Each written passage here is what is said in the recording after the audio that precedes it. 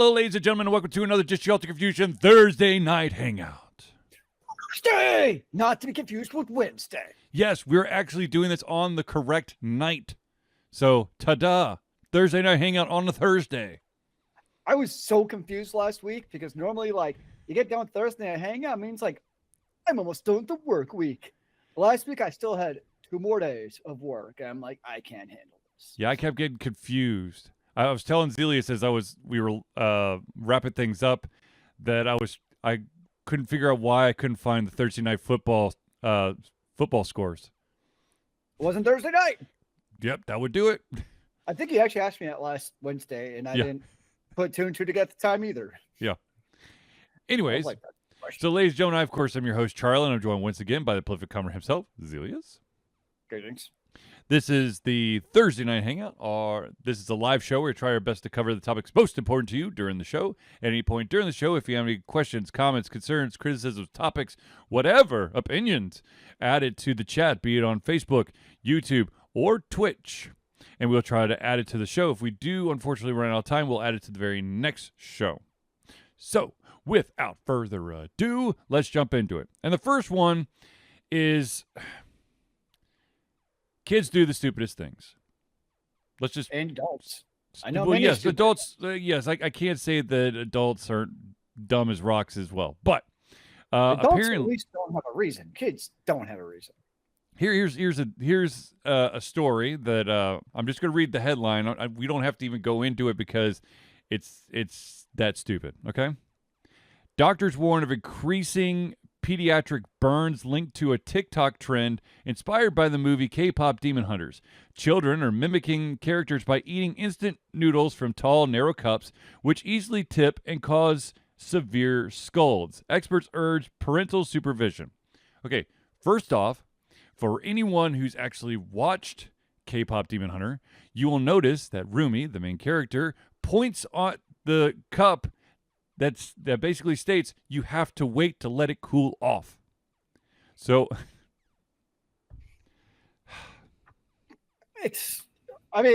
what should the show have done? Wait, we're going to have a 5-minute interlude where we wait for the noodles to cool off to not give up any bad ideas. So sorry, guys. We're going to do, instead of your soda pop, we're going to sing your ramen noodles. Well, first of all, wrong band. Because Soda Pop is, oh my gosh, I just blanked out on the boy band name. Soulja Boy. I mean, I know it would have been their cheesy song. Anyway, I know Soulja Boys did Soda Pop. I know that, right. But then the Hunters could have had their own cheesy food song with My Ramen. Well, maybe in the sequel. It would have been a hit. I'm just saying. Of course. Well, I think anything that came from that movie has been a hit. Touche. As it should have been. Yes. But seriously, I mean, I understand eating food fast challenge, but I mean, is that like the drinking milk fast challenge in college? Oh, the chug a jug. Where you? Yeah, that's oh Lord, that's literally so physically impossible to finish. That's so stupid. I mean, I'm just saying. We're saying, kids and, college students, I think it's actually your intelligence goes down. At least when you're a child, you have an excuse of not having the experiences of the world. By the time you get to college, you should know these things. But yet, yeah. Oh. Well, let's just put it this way. Most college students are still kids. Well, okay, let me ask you this question, though. All right, so we're talking about the hot ramen, right? Yep. Who here in the room has burnt their mouth on a steaming, piping hot pizza straight out of the oven that you just could not wait to take that first bite? You take that first bite and you're like, holy shit, I just burnt the roof of my mouth and I can't taste the rest of the damn pizza.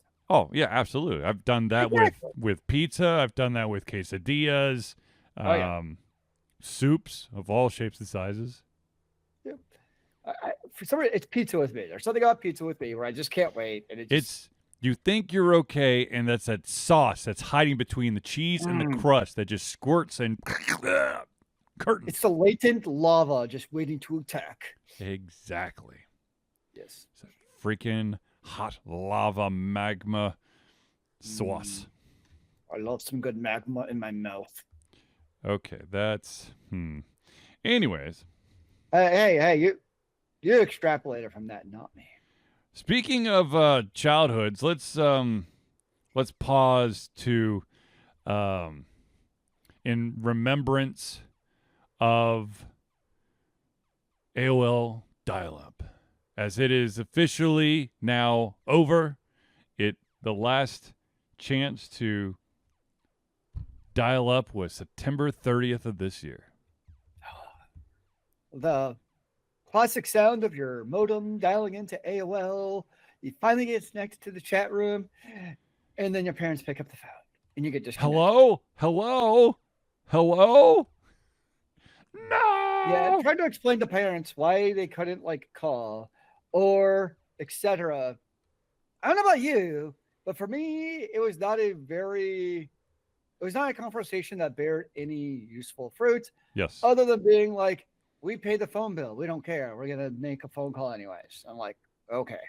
I was 12 at the time. There wasn't a whole lot I could actually do. To be honest with you, I think for the most part, my parents didn't interrupt my. I mean, because I really was rarely on a computer when I was growing up. But I think I can't tell you how many times either myself or my parents wouldn't even check to see if someone was on the phone and would dial someone else's number. Yeah, that happened too. Yeah. So. Oh, yes, the good old days. But yeah, there was that moment, and you'd be like, am I going to connect? Am I going to connect? Maybe, maybe not. And then you get all the discs to try to get as free minutes as possible because it was not unlimited internet back in the day. You had to do this crazy thing and have your allocation of minutes. Yes. Allocation of minutes. And then you get into a chat room that maxed out at 23 people, if I remember right. I think it was 24, wasn't it? Maybe 23, somewhere around there. 23, 24 I think everything was done in eights. So 8, 16, 24. 24. Yeah. Yeah, I guess. And then, of course, you had the infamous away messages, which was a light into a person's soul of who they were, depending on the deep and profound away message that they left. The motivational quote or the absolute garbage quote. What you call? Hold on. Oh my gosh, having a brain fart for the word. Trivia game going on your away message. Oh yeah. Yep. So that's what you were known for was there. I mean, I know we're at a different age of the internet, obviously, but there are some silly, fun, innocent things from back in the day. Yeah. That like, there's like a point of no return because like back then, like you could like when you had your away message for AIM, right? It was like secluded to a certain subset of friends and people you knew. So like it wasn't ruined by the mass hordes of crazy people. Nowadays, somebody does anything like that on like, I guess the equivalent would be like an Instagram or TikTok, I suppose. Yep. It would be overrun with bots and people just trolling and all kinds of other crap. So there are some things like that from back in the day, like you just can't emulate. And like those chat rooms, they were a very unique way to interact with the world. I mean, granted, you don't know who you're actually talking to. I think we all can acknowledge that. Yes. But you'd still be chatting because you could join like targeted chat rooms about like sports or music or other various things. And obviously things would go off the rails sometimes, but there were definitely some interesting, good discussions that could go on there.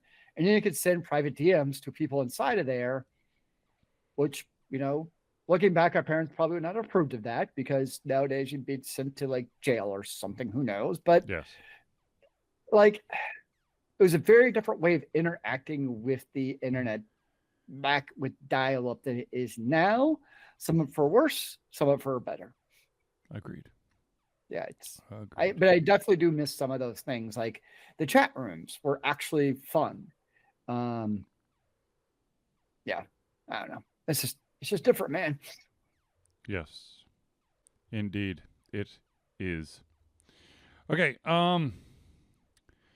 So I don't know if I don't know what music streaming services everyone uses out there, but for those out there who are Spotify as patrons, subscribers, listeners, whatever, there is some news that just came out, and that is that Spotify has just removed, I believe this was 2 days ago, they removed 75 million songs from their service.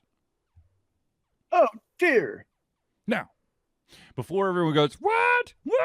Huh? The reason for this is it turns out that Spotify, and I'm sure other music streaming services, but Spotify, for this exact example or story, has been inundated with AI-created content. And those 75 million songs was AI-created content, which is no longer on the platform. Oh, yeah. Maybe it's the genres I listen to, but like, I can pretty confidently say I have not heard AI slop on Pandora. And that's not an advertisement for Pandora. I just wonder if it's because, like, I basically listen to metal stations on Pandora, and that might not be, I guess, the target audience for AI slop. I don't know if there's like a target, station that you'd bring your AI slop for. Would it be pop music? Maybe, I don't know. That's definitely outside of my sphere of knowledge. Because like if I heard, because there's only so many songs out there, right? So I've heard most of the songs at some point. So every once in a while I hear like a song I don't recognize. I'm like, oh, this is interesting. Who is this? And I'll look up pretty quickly and be like, okay, it's like at this point at least, the thought doesn't go through my mind of like, is this a fake AI band? Right. I'm always just kind of curious who it is, and I'm hoping it never does get to that point. Because, as we talked about in the past with AI versus real, there is still something about that human connection of music where, like, it is a real person. And I get a lot of it, Facebook can commemorate souls and et cetera, but at least it's still a person somewhere in there. Right. But even then, so kind of a tangent of that, you look at, a lot of music has so many, synth and backing tracks where it's, back in the day of like, the classic rock, you basically have like two tracks synced together. Yep. Or not synth together, sync together. And that was it. Like, right. You had a master track and a backing track, and that was it.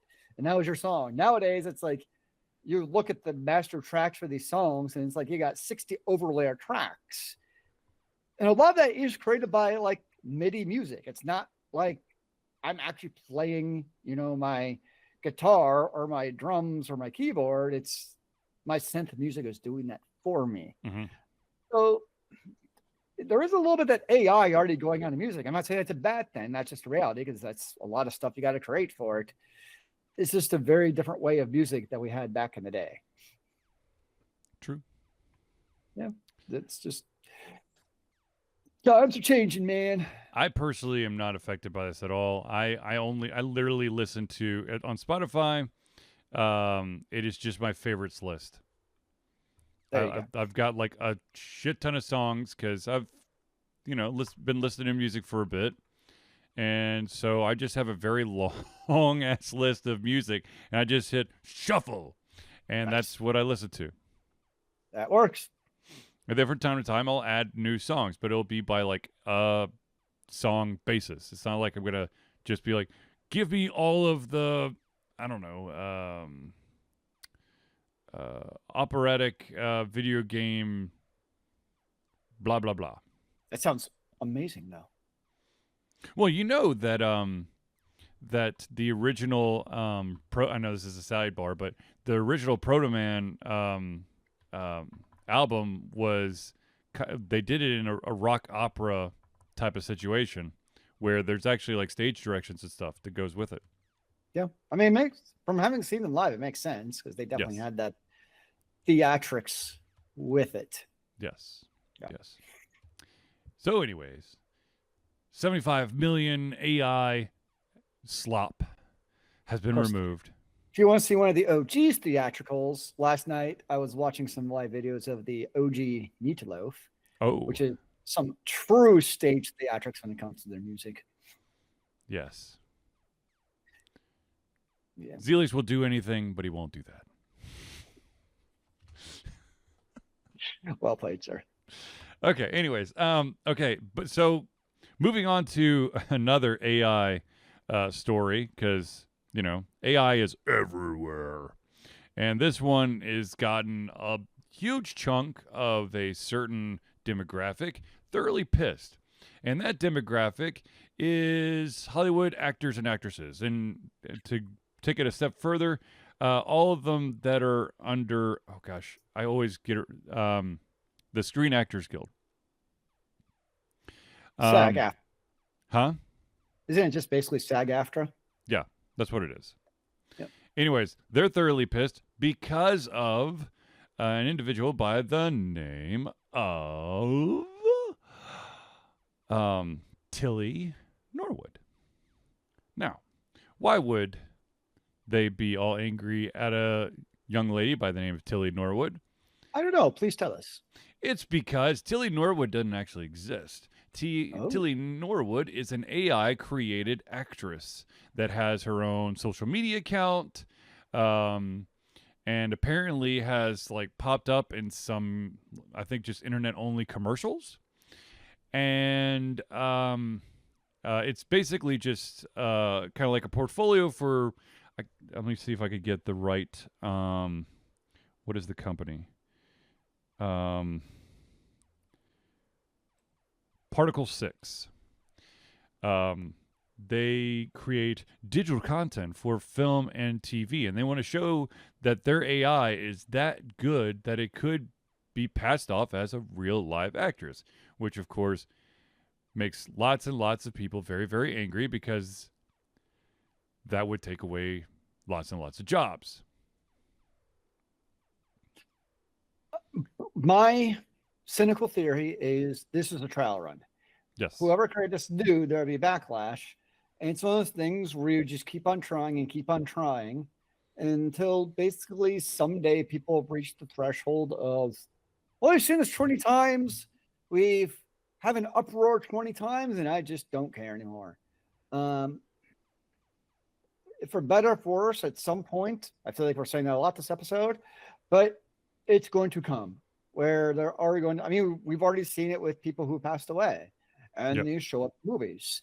I mean, you had the hologram of Stan Lee at Comic-Con. Yeah, so I mean, that's a little bit different, at least because a person at least existed in real life on the cinemas. But at some point, I have no doubt that we will see AI-generated characters in movies, because ultimately it comes down to the Moonies, and having a AI-generated actor who you don't have to pay anything to other than, the video producers whose jobs will be taken by AI anyways in the first place, doesn't cost you money, and they can't go on strike. They can't picket. They can't demand negotiations for et cetera, et cetera. So for now, okay, we're speeding towards that Skynet, my friend. True, fair. But that the execs at the top, that's all they're looking at. They don't care about the purity of acting or the morality or anything else. They care about one thing and one thing only, and what is going to allow them to buy more yachts on the ocean. And the answer is AI. Well, I know that, speaking of AI, there is for those out there who've been following sports of every shape and size, there is, I believe, robotic umpires that are going to be introduced into baseball in sometime in the near future. I feel like that's a little bit different, because, so when you come to art work, like music or acting, or we talk about drawing and conventions, there's a person behind that, and it gives it a certain realism and social connection that we're looking for as humans. Mm-hmm. When it comes to sports, I'm not there to connect with the ref. I'm not there to be upstaged by a ref kicking out a player because he was laughing at the bench at something not related to the ref. That Actually, is not that'd be why. very interesting. What? You brought the referee or the umpire throwing players out for misconduct. The robot umpire is only going to be able to call balls and strikes. How are they going to deal with? Think about it though, because in baseball, one of the biggest reasons people get thrown out is what? They argue about balls and strikes and if they were safe or not. So, I know to your point, that's a good question. I don't Right. know that, but like, I know I know like, I'm not a baseball watcher, but I know for baseball, one of the quirks or idiosyncrasies of it is the flavor of the home base ump, meaning, do they have a small strike zone? Do they have a wide strike zone? Right. Like, what do they consistently call kind of things? Yep. And pitchers will play to that knowledge. Like, you can paint the outside of the batter's box more than other umps. A guy like Greg Maddux will 100% take advantage of that, who had that pinpoint to a millimeter accuracy. Yeah. And that is part of the charm of baseball, if that's your thing. I don't know. It's in that regard, or I don't know. It is interesting. Or, you look at a sport like, for instance, hockey or soccer, where now you're looking at, or I guess you go NFL also with the ball, where, the ball crossing the plane, like be it the goal plane. Yep. The big thing is like offsides in the goal line for soccer. So now you got the chip in your ball to give it that more automated process versus, a guy 20 yards away who was blocked by 4 people and actually couldn't see what is happening. Right. I don't know. It's just, I don't know.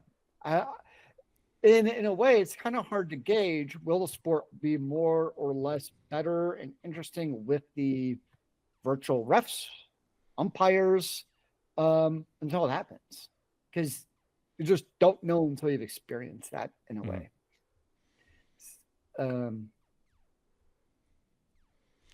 I will say, if anything, especially in football, it seems like reviews somehow with our 1,800 cameras and AI. What? With 1,800 cameras, still can't decide if it's a catch or not. Yes, like there has to be an expedited. Like there's no reason a review should take like 8 minutes every bloody time. Like this is something where like I feel like everyone could agree on whether like the purity of the game, regardless of the purity. I think everybody from the purists to the new trendsetters would be like, can we just make these damn reviews quicker? Yes.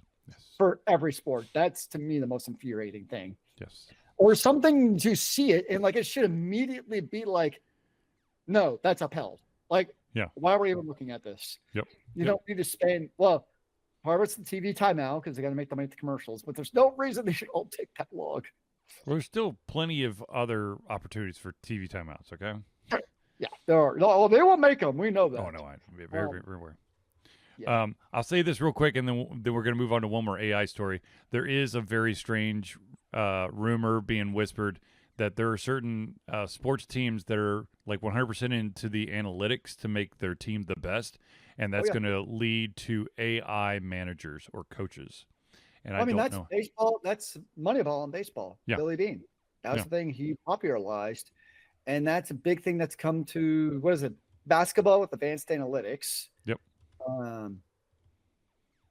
Okay. I'll be the first to admit I don't know a lot about baseball. Because I find it a boring sport, but it seems like if there's ever a sport that could basically be AI'd from a coaching perspective, it would be baseball. Yeah. And I think, and the reason is it's not to diminish the player's skills, because they have skills.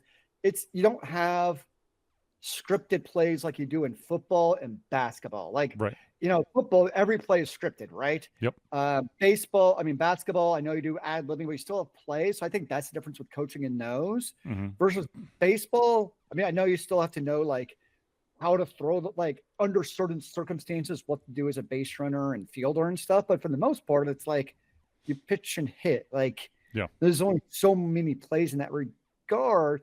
So just from that regard, I feel like baseball could be the most AIified when it comes to decision making, and particularly what stats actually matter for a baseball player. Because for years it was, what was it?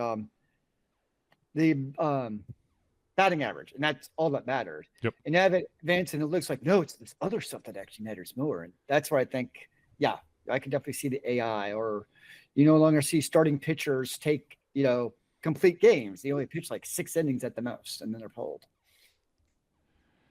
Which is stupid. Anyway, one more AI story, and that is that in California, a police officer performing a traffic stop on a car that performed an illegal U-turn discovered that it was a self-driving car, and therefore could not give the driver a ticket as there was no driver. I kind of seems go on. Yep. I don't know how do you. It seems logical to me that if it's an AI-driven car, that the owner of the car takes the liability of any tickets, and therefore the owner is the one who should be ticketed. Agreed. Yeah. It seems like I've decided I want my Wemo. I'm guessing that's what it was. Yeah, it's a Waymo. Yeah, or Waymo. That I'm the owner of it, and I take responsibility basically when it's on the road. Seems fair to me, because to your point, we're going to be seeing more automated cars that are driverless. So yeah. Yes. Still waiting for drones to deliver my packages. I mean, it happened in War of the Worlds, bro, and it saved the world.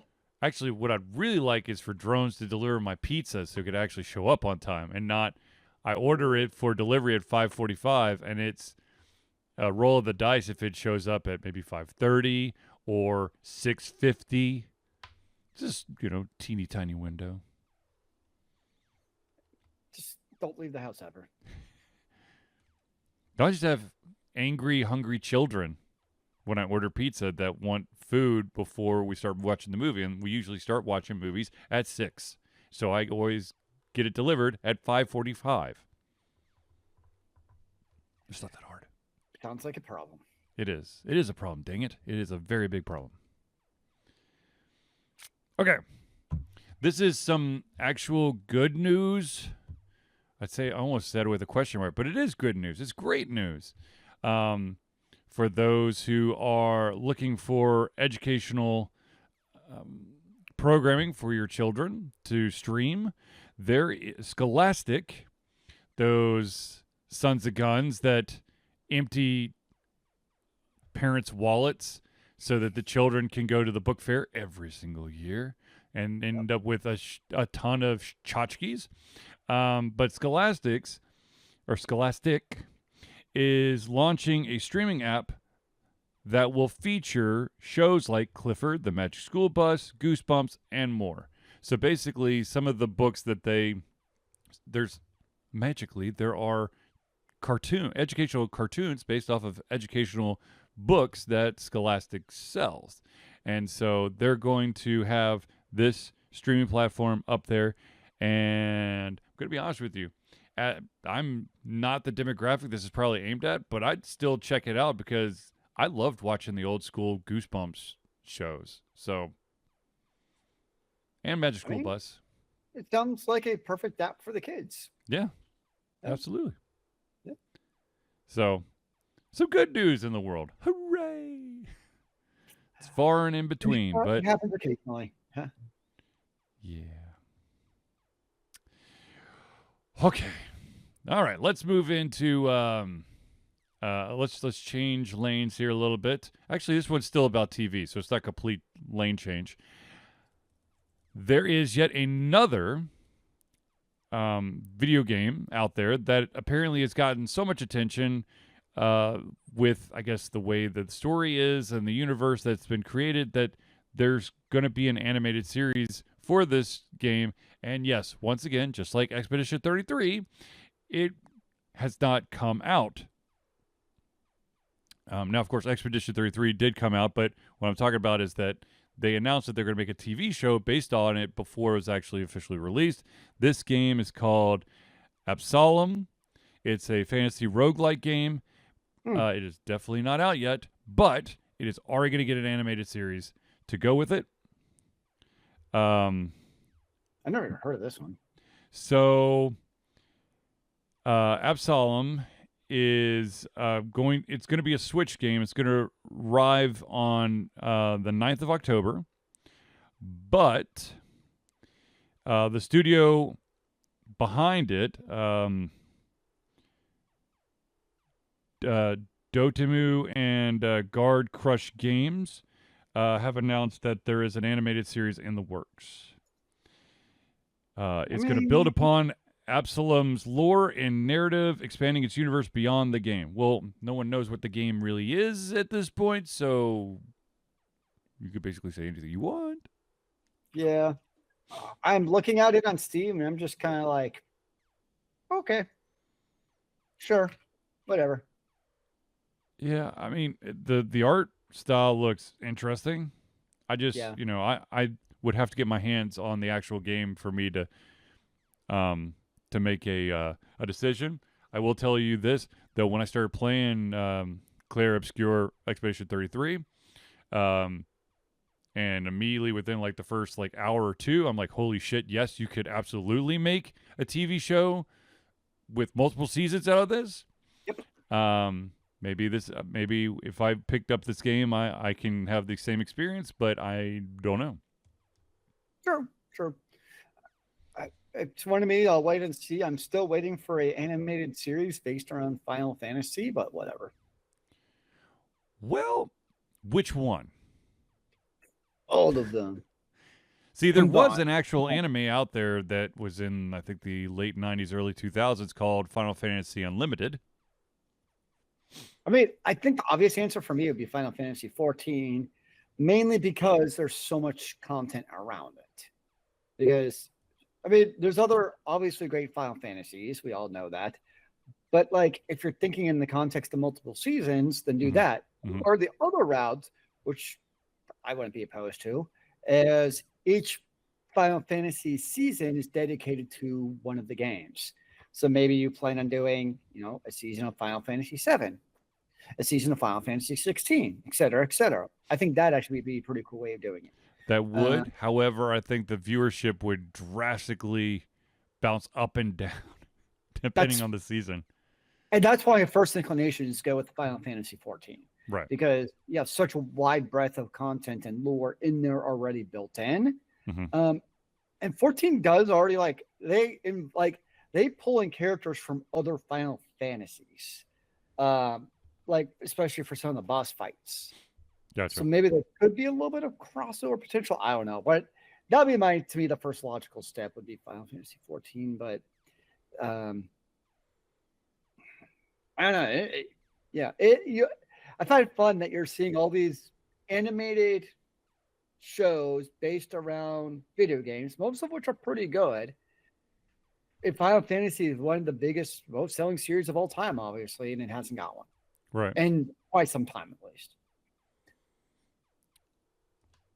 I think, I think we might have entered the point where if you've got a big enough IP, and I know that Absalom is not a very big IP, but with like a Final Fantasy or a Death Stranding or the Expedition 33, Borderlands, they're now all these like big recognizable franchises are now truly open to banking on let's cross medias here. Let's get, let's expand the universe by adding a TV show or a movie.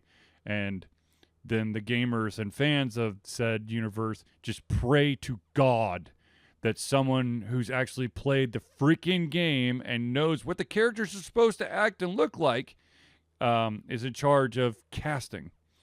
And no, I still haven't seen the Borderlands movie, and I don't plan on it because I apparently will just like curl into a ball and cry because it's that bad. When it comes on like a streaming service I already have, I will watch it just because.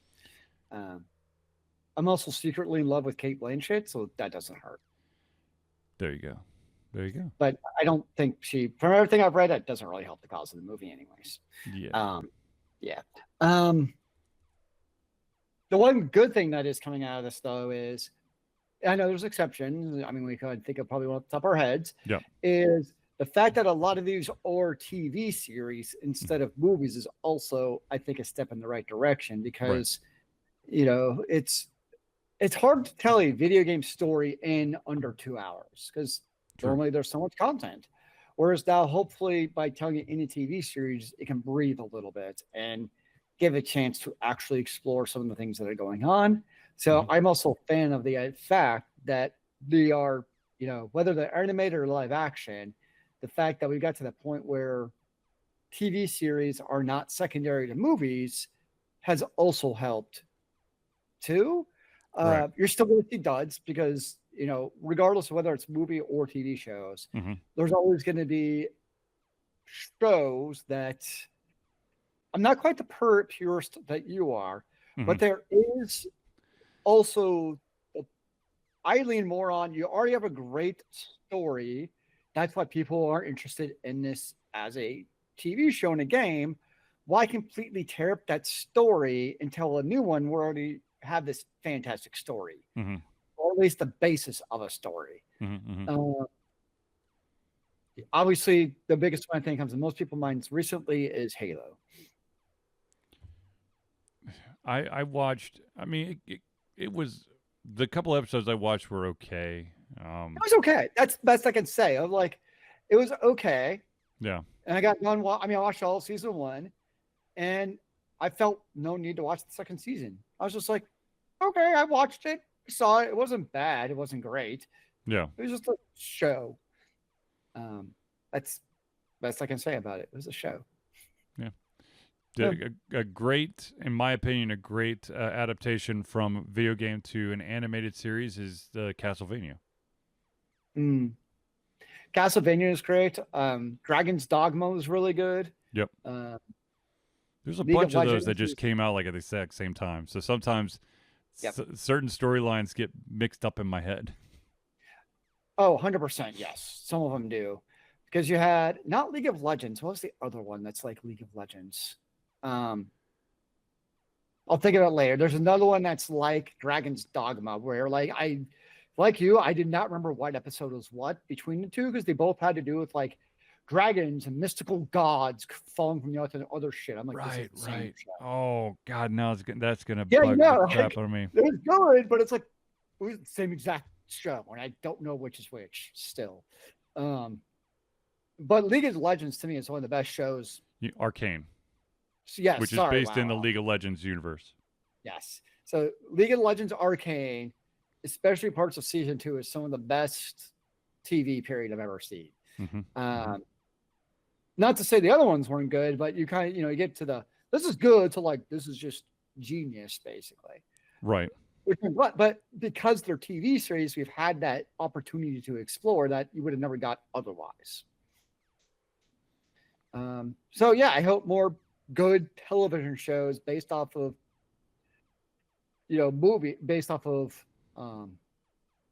video games continue to come out. Agreed. We'll see. I will have to find this. Exactly. If you see it, you'll be like, oh, this is it. God dang it. It's gonna bug the crap out of me. And I wish I don't know if you can on the app if you could just search for only on Netflix or Netflix original. So I'll have to do that later. Anyways, okay. So let's, ladies and gentlemen, let's pause real quick to thank the individuals who help Alter Confusion be the Alter Confusion that you love and adore. And that, of course, is the friends of the show. And without further ado, let us start it off right by going with the Indie Cluster. The Indie Cluster is an organization of independent game developers that want to gain exposure by being involved in the community. They collectively journey to popular conferences as a traveling booth to help gain attention for their games. They make partnerships in local communities to bring games to the mainstream mindset. They highlight local, unusual, and rare concepts to challenge the paradigm of the common. They also host events to teach kids and minority groups about game development to hopefully one day enter the industry themselves. For more information, go to indiecluster.com. The next shout out we got to give is to the AV master himself, and that, of course, is Noodle Boy Media. Founded in 2015 by Andrew Tran, Noodle Boy Media, previously Whack Kid 47 Media, is your choice for professional photo shoots and panel recordings at conventions. They pride themselves in providing a high level of professionalism, top-notch experiences, and quality services. If you want more information and to view their full list of services, check out facebook.com/noodleboymedia. The next shout out we got to give is to an individual who needs to come over to my house like pronto because I have some crazy back pains from sitting in a computer chair too often. And that, of course, is Hero Chiropractic. Hero Chiropractic is a unique healthcare practice set up by Ryan Moore. The company's focused to elevate a patient's experience of freedom, creative expression, and joy. They believe that everyone can be a hero and has incredible heroic potential inside themselves waiting to be unleashed. Hero Chiropractic focuses on mobile chiropractic care in the greater Atlanta area. They are committed to healing clients by creating a plan of action uniquely suited for each person. They make that plan of action as convenient and affordable as possible, and most importantly, suited to your individual needs. For more information, go to herochiropractic.com. The next shout out we have to give is to the music maestro himself, and that, of course, is CrossPad Creative. Need a new logo or want to work on a full branding and content strategy? Or maybe you need music or audio for your content, just like Alter Confusion? CrossPad Creative offers a whole host of solutions for individuals and small businesses. Just email Josh at crosspadcreative@gmail.com and see what he can do for you. And the final shout out we got to give is to the original backer on Patreon for Alter Confusion. That, of course, is Agile Axiom. By day, X leads both a development team and system administration team working with satellites at NASA's Goddard campus, but while not in meetings and many times during. He is the Agile evangelist Agile X, championing the philosophy of Agile and trying to make the world a better place for software developers, testers, system admins, and software projects the world over. Decades of experience in software development and leading Agile teams are brought to bear against evil processes, inefficient work, and bad habits. For more information, go to agileaxiom.com. Okay, real quick. Yes, I sir. found it. Dota 2. What? Dota 2. Yep. Yep. As soon as I saw it, like, that's it. That's absolutely it. You were absolutely right. And just in case anyone is going, what? Dota 2 and Dragon's Dogma were like interchangeable. You're just like, I can't remember which one it was. What?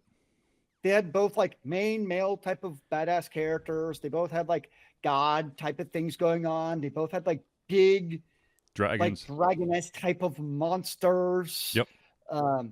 They're both really good. I thoroughly enjoyed both of them. They were just super couldn't tell them apart. Yeah, from an animated perspective, like same show. It's actually 4 seasons, not just 2 of each. Well, there you go. All right, ladies and gentlemen, I know that you are dying to know, how do I become a friend of the show for Alter Confusion? Well, it's quite simple. Alter Confusion survives on love and support of fans like you, and so we have a Patreon page. Patreon lets you, the fans, lovers, haters, demigods, interdimensional beings, gods, demons, aliens, werewolves, vampires, swamp creatures, mummies, supporters, and more become active participants in the work we love through a monthly membership. This gives you access to exclusive content, community, and insight into our creative process. In exchange, we gain a bit more freedom to do our best work and the stability we need to build an even stronger creative career. We currently have 2 tiers. We have the $1 a month tier. That's $1 a month or $12 a year. And what you get at that level is early access to all of our playthroughs, which right now is the first season of the Walking Dead Telltale game.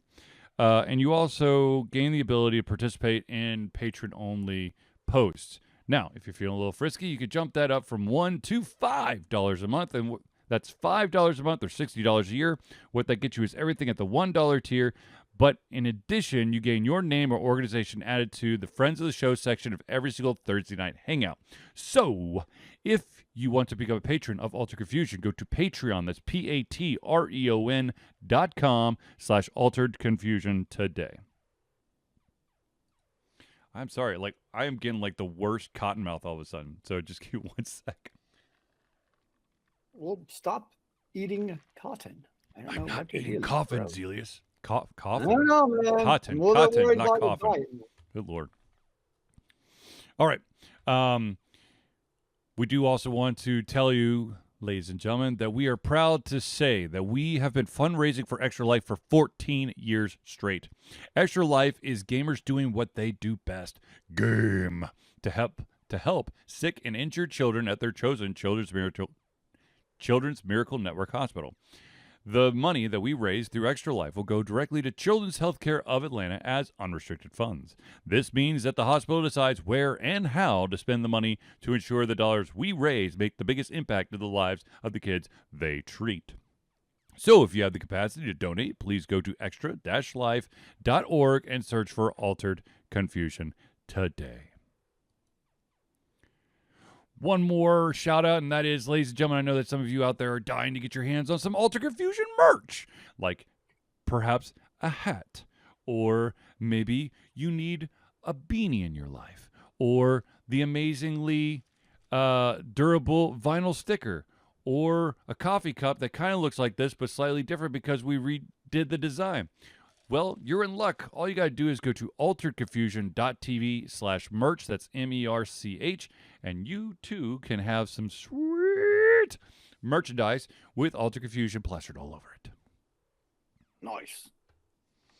Okie dokie. Back to it, shall we? All right, the next topic is a question that I was asked, and it was completely out of left field, and I posted it on our Discord channel, which, of course, ladies and gentlemen, Alter Confusion does have a Discord channel. And if you're interested in joining, if you're watching this live, hit the exclamation mark Discord. And if you're not watching this live, just hit us up on and just comment on the video on any of the platforms, and we will get you the invite. But anyways, the question was simply, we all know that there is, like, Baseball Hall of Fames and Football Hall of Fames, but should there be a esports Hall of Fame? And I asked this question earlier in the week because I wanted to see what others would say, and I'm very happy to report that there was some discussion, and that, of course, is that esports is very broad. There are those out there who, like, esports, to me, when esports really broke was like the StarCraft 2 days. Yep. And then, of course, it's then it went into MOBAs, and there's first-person shooters, and then there's like the collectible card games, and God knows what else. Freaking Rocket League, which is soccer with RC cars. There's just it's a little bit tricky because it's almost like asking, should we have a ball Hall of Fame? Right. Meaning, No. It kind of ends up being, do we want a sports Hall of Fame instead of a basketball and a football and a hockey and. Yeah. So, but we're never going to have a StarCraft Hall of Fame. No. And a Dota Hall of Fame. Like, that's just the only way that would happen is like the publisher basically made a Hall of Fame in their lobby. Yes. Would really be the only way that, like, Valve would have to set up a Dota and Counter-Strike one at their headquarters. Like, that I could actually see them doing as like a little side exhibit thing for people to check out. That I kind of see. You do actually have, something I could see it being at MoPop. So that's that's like the Museum of Pop Art in Seattle, Washington, where they have like various exhibits. They have like one about like sci-fi and fantasy. They have one about like manga one out there. So they have like various ones about pop culture. So I could actually see them doing like I don't know if they would necessarily call it a Hall of Fame, but just like a, computer game exhibit where, yes, they would probably think about esports. Oops. Right. So you do have some, but having a dedicated esports museum is hard. And we kind of even look at what Blizzard tried doing with, Overwatch esports league, right? It was supposed to be millions of dollars, and it would be based in certain physical locations, and it was this grandiose idea. And Blizzard's a money, or I guess was, I don't know, a company have to sneeze. Flush with cash. So it's not like you're talking about some small time, company trying to do this. Right. And that obviously didn't work for them. So that's where I see the difficulty in this actually coming to life. Mm-hmm. Is kind of that long-term profit margin basically coming. Because you think of like, the Baseball Hall of Fame and the NFL Hall of Fame, like in a way for them, it doesn't matter if it makes money, right? Right. Because that's like a 0.0001% rounding error of somebody's starting salary, right? Like it's so infinitesimal in the grand scheme of things where it doesn't matter. But like, who's going to pay for an esports museum? Right. Maybe EA with the new $55 billion deal they just got. Who knows? Well, that's the other thing is like with baseball. Baseball's been around for 100 years, and football's been around for a long ass time. So is basketball and hockey, and yes, there has been changes to the game. Some rules been tweaked, but it's literally the same thing. It would be like trying to make a Hall of Fame for Counter-Strike 2, or trying to make a Hall of Fame for I don't know, GoldenEye. It's not the same. Yes, the first-person shooters are always evolving, and so are MOBAs, and so are strategy games, and there's not going to be that one game out there. I mean, that's the beauty of video games, in theory, is that there are multitudes of flavors that you can find your perfect match, or the closest to perfect match. I think it makes more sense to be a part of something else. Like, I didn't even know that we had a computer museum here in Georgia. Yes. In Roswell. So like something yes, as a we part do. Of, I've gone putt golfing next to it. It's like, it's the MIMS Museum of Technology and Art. Cool. Yeah, there's a movie theater and a putt course right next to it. Yeah, so something like that, I think, in a floor and decor. So it. something like that makes sense to me to have it like as a part of that. Mm-hmm. Or it's kind of the overall, because esports is in a way part of the history of computers nowadays. Mm-hmm. So I think in that context that makes sense. But as a standalone, yeah. And the other thing is like with like professional sports, the people who get into these Hall of Fames, their names still have relevance. I'm not saying that esports people, when they retire, may not, still, their name might still not carry some weight, but in an age where things change on like a millisecond basis, there's going to be very, very, very, very few names that stick around. I mean, I'm never really got into watching League of Legends or StarCraft 2 or any of that stuff. So I can't, so I don't know any of the big names that, were the dominant forces, or in the fighting tournaments, the Evo stuff. I don't know any of like the big names. So, like I'm a huge basketball fan. So, I mean, I could still list like a bunch of guys who are in the Hall of Fame, but I don't know if there's enough weight behind the names. I mean, you could let's look at the videos. You can show their greatest pentakills. But the other thing is, for like professional athletes, they usually, most of them stick with a couple teams, right? But in this world, this digital world, there's of course there's a game that Zealeus and I followed locally and went to many of their world championships, Smite. And there's one player that I don't know if he still plays Smite, but he used to play Smite. His name is his gamer tag is Barracuda, and he's been on like, I don't know, 7 or 8 teams. And so, and basically all the teams that he previously was on are now defunct. It'd be like, for sports people out there, like the Atlanta Falcons sticking around for, 2.5 seasons and then going the way of the dodo. And then you just don't have that, I don't know, the same name recognition, because you're bouncing. It's not the gamer's fault.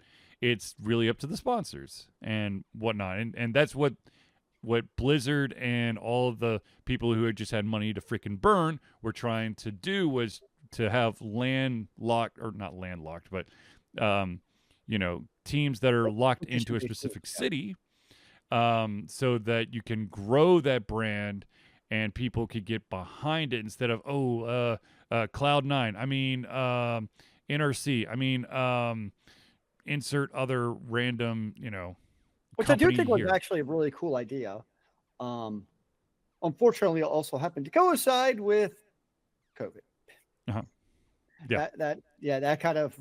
I know it already had its, potential. Like, is this going to work? But once COVID hit, it was done. Well, I'm going to be really honest with you. COVID killed a lot of things. I mean, Yep. Speaking personally, Alter Confusion absolutely got kicked in the nuts really, really hard by COVID, because the way that Alter Confusion kept relevance was going to conventions. And guess what didn't happen during COVID? Real people did, because there would be people who we meet the same people we would meet every single time at a convention. Like, oh, that's right, and they would get back into it because of the actual physical face-to-face interactions. Yep. And I'm still not convinced that people like Ikiki 1 are real. Like, for all I know, they're just figments of my imagination, and Charlie's just pulling the prank on me. Sadly, my split personalities cannot type while I talk. So I mean, you just admitted to having split personalities. So I do. I know this was probably right at the beginning of COVID. This is a weird ass story, but I used to do like a lot of like streaming during the day, and I would have conversations where I would change my voice, but I wouldn't be like facing the actual camera, and it was the weirdest shit. So those are the voices inside my head that came outside. Now they don't so much because I locked them away. I don't know. I really don't know why. But anyways. Okay. So the creator, moving on to the next story, the creator of The Witcher has come out and basically said that he wishes that he never mentioned a certain sentence out loud, because now it's influenced future like projects and all that stuff. And he kind of, so basically in The Witcher, you've got the individuals who go through this ritual, they get training and all that stuff, but he made this offhand comment about the House of the Wolf, which kind of made it sound more like Gryffindor and Slytherin and Hufflepuff. And now he's like, no, I fucking hate the fact that I said that shit.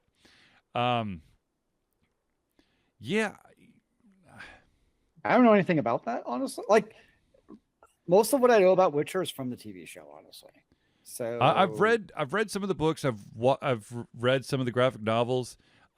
His books are pretty good. They can get a little wordy from time to time, but they're pretty solid. It gets a little confusing as to which book goes where. At least that was my experience.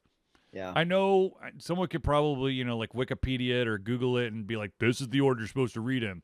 But if you're looking through like the any ebook store or whatever, there's not in the blurb about the book, it's not like this is the follow up to this.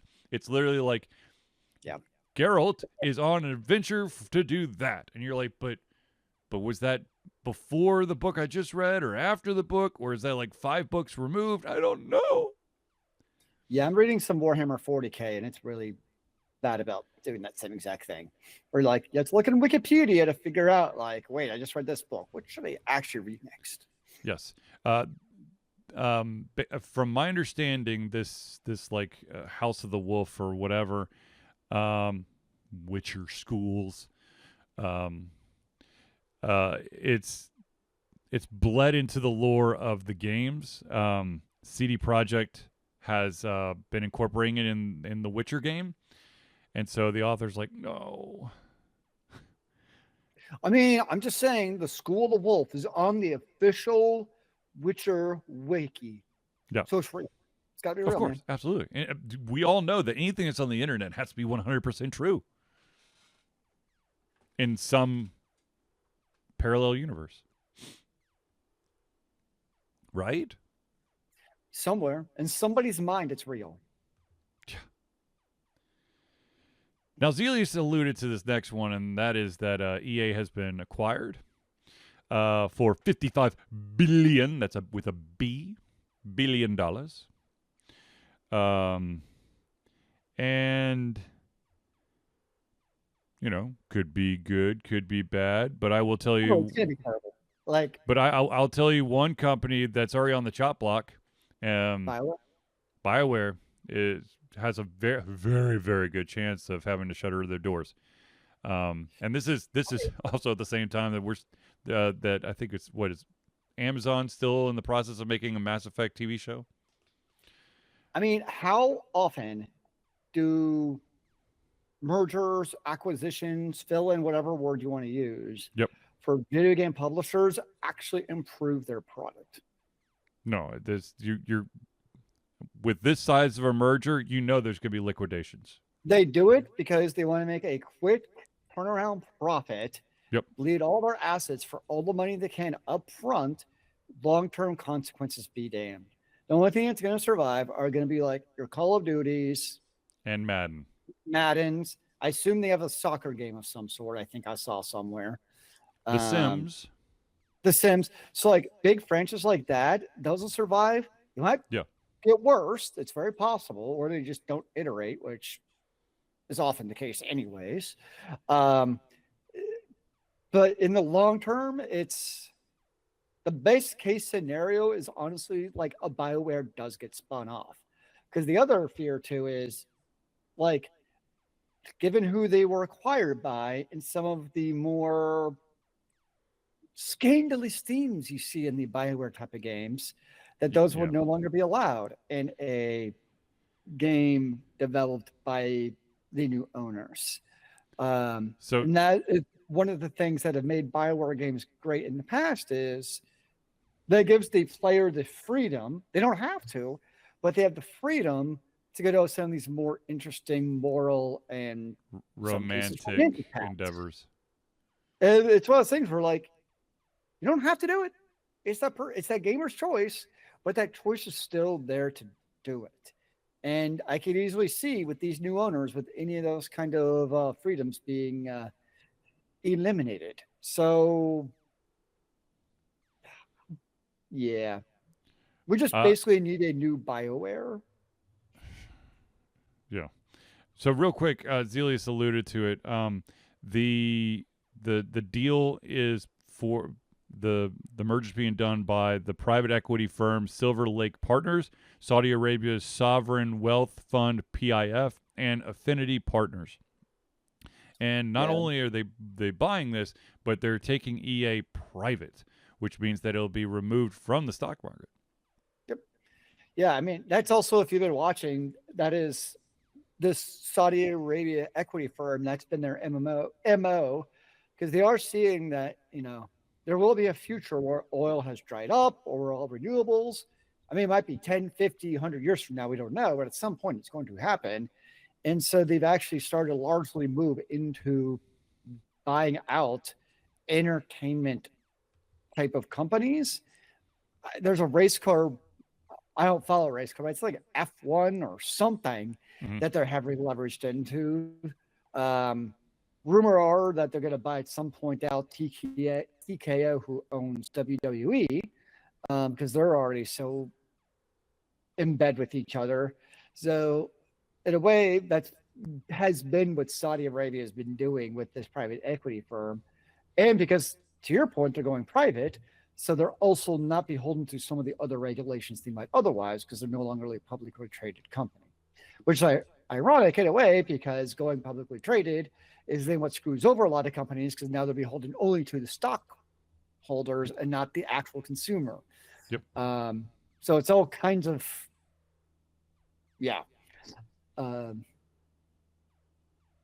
Yeah. So I'm not optimistic for EA's future. I mean, outside of Bioware games, EA games have never been really my bread and butter, anyways. And to be fair, Bioware games that I played were before the acquisition, anyways. So for me, I'm kind of like, I'm very much this acquisition. I'm like, these aren't my games, anyways. This doesn't affect me as far as whatever. If it could only actually for me in my game playing be beneficial. Right. Because I don't care if they destroy Madden to be. Honestly, destroying Madden would be good because then maybe we'd have competition. It's not going to happen. I mean, I know it's a totally naive way of looking at it, but that would be the only good outcome. Speaking of EA, and you know, you have to go way in the back, you know, in the Wayback Machine for me. But there was definitely some EA titles that were worthwhile. They just haven't done anything, in my opinion, worthwhile since like the 90s. Okay. But that was as developers, not as publishers, which is what they really do now. Yeah, you're all right that they had their classics. They did have some classics. Now, I would, and the other thing is like some of like the new, I guess not really newer. I mean, like early 2000 games that that they published that I would have been into. I'm still waiting on sequels. I would love to see a new SSX. Not gonna lie, the snowboard extreme tricks game. I would love that. I would so freaking love the shit out of that. But anyways, that's besides the point. There's also real quick. There's another company out there that had some bad news come out, and that of course is Starbreeze Studios. They are canceling what was considered a very interesting project. There was code name Baxter. It was a Dungeons and Dragons game that they were going to make. They are completely canceled it. They've laid off 44 staff members, and they're putting all of their focus into the next chapter of Payday, which I think I tried the original Payday for half a second. I was like, I'm okay. Yeah. So sad news for me, but happy news for others, I guess. I don't know. I mean, you know, I don't understand how some of these games make or get sequeled, but is that even a word? I don't even know. Somebody somewhere out there likes them. Yeah. Someone likes me.